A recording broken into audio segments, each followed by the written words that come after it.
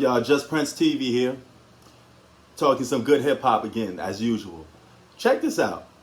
One of Tupac's close associates, okay? I guess he was a member of the Outlaws or whatever. He said back in the day, Tupac would listen to Nas, and particularly It Was Written. He said Tupac listened to Nas' It Was Written album every single day, studied the album. Now you know the groundwork and the motivation for his whole Machiavelli album. That was all influenced by none other than Nasty Nas himself. Okay?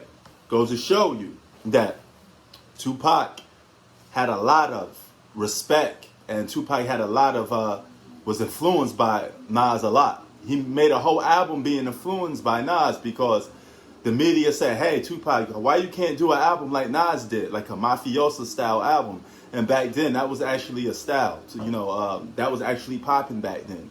And Tupac's answer was Machiavelli. And that album wasn't better than It Was Written. It Was Written was miles ahead of Machiavelli. I mean, It Was Written is borderline a classic to a lot of people. So Machiavelli was good. I mean, the best song on it was To Live and Die in LA. The rest of the songs was decent.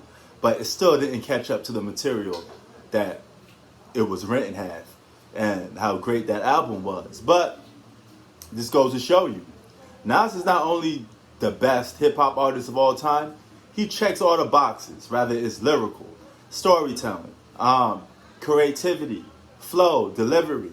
He has everything in the perfect MC. His only drawback is probably, the gangsta rawish style of hip-hop. That is the Achilles heel of Nas, he can't get down like a M.O.P., Mobb Deep, a Griselda, or a Lox. He can't talk about like selling drugs or, moving them keys. That type of style of hip hop.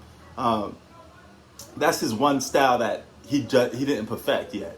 But he didn't really need to, because if Nas talking about like busting his gun and, standing on the blocks, hustling, this, that, and the dirt, it wouldn't be Nas to a certain extent, Nas is a knowledge dropper. At the same time, he's a lyrical beast. But he's not the type of guy that you want to listen to if you want to listen to something like Styles P. Say Safe on the Lox, the gangster and the gentleman.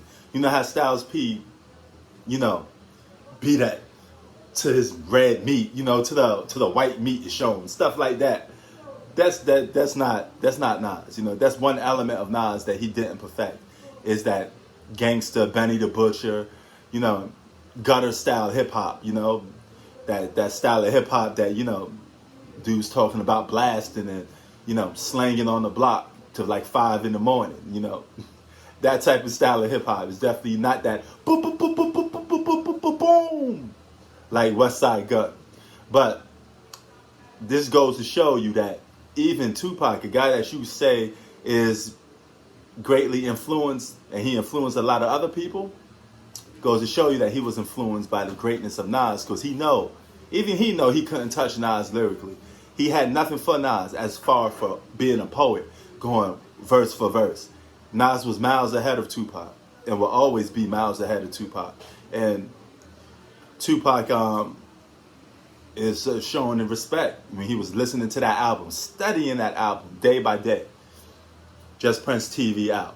Peace.